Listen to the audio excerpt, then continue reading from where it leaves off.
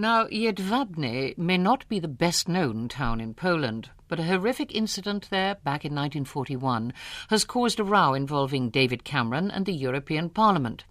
It's all because the Polish politician Michał Kamiński, who's closely allied to British Conservative MEPs in Brussels, is on record as saying that Poles weren't primarily responsible for a wartime massacre of Jews in the town.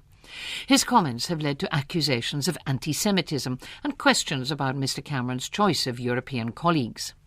There was also a massacre of Jews at around the same time in a nearby Polish village. Tim Huell's just been there, but he says the truth of what exactly happened is hard to uncover. It happened in high summer, in the month named in Polish after the lime trees, whose sweet, heady fragrance fills the air. It happened in a countryside that is still a lovely patchwork of yellow and green, cornfields, hayricks and meadows, fringed by dark forest and dotted on tall poles with the huge messy nests of storks, clacking their long beaks when they're happy. On the 7th of July 1941, hundreds of Jews in the small Polish town of Radziłów were driven out of their houses by their Catholic neighbours and made to weed the market square with forks and spoons. Then men, women and children were ordered to sing Russian songs, to suggest that they were communist traitors, and to march down the road to an empty barn. When all were inside, it was set alight. Those who tried to escape were thrown back into the flames, even children. I went to Radziłów this month, the dank month named in Polish after the falling of the leaves. I went with an extraordinary man called Jan Skrodzki, who grew up there but later moved away. On that summer's day in 1941, Jan was a little Catholic boy, aged 6 2/3.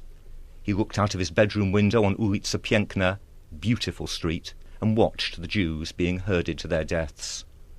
I saw no Germans driving them along, he says. It was Poles. That's a brave thing to say in a town as shrouded in layers of forgetting and denial as it is in wet leaves and November mists. Most have insisted ever since that it was the Nazis who carried out the crime. And that's what's extraordinary about Jan Skrodzki.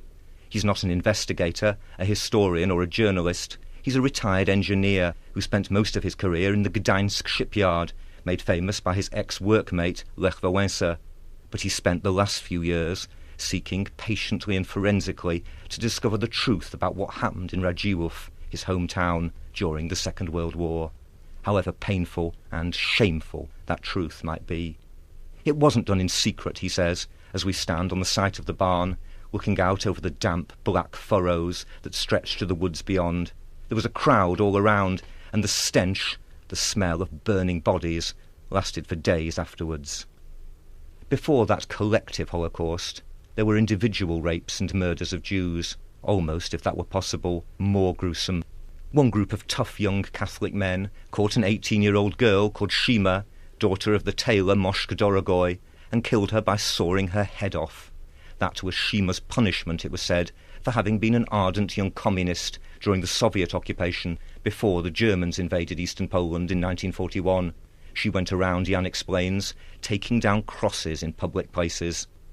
The claim that Jews collaborated with the Russians lies at the heart of the stubborn refusal in this part of Poland to accept the idea of a collective apology for their murder.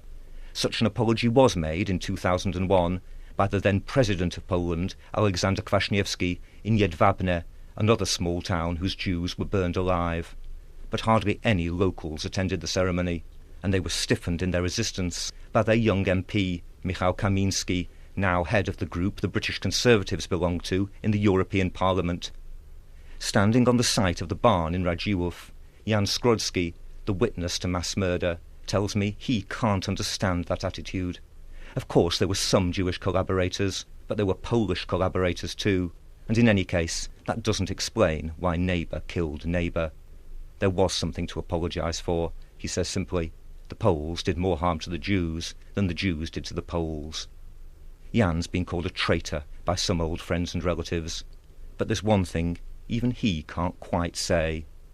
Documents from a post-war investigation record a Zygmunt Skrodzki as one of the most eager to persecute the Jews in 1941, guilty, it's alleged, of raping young girls, an accomplice of the brothers who beheaded the tailor's daughter Shima Dorogoy. There's not much doubt that Jan is Zygmunt's son. I try indirectly to ask him about it, and he replies, slightly fiercely, "My father was a wonderful man. He did everything he could to care for us children." I don't press, for how mercilessly honest can any man be? To look your nation full in the face is hard enough. Who can do the same to their own father?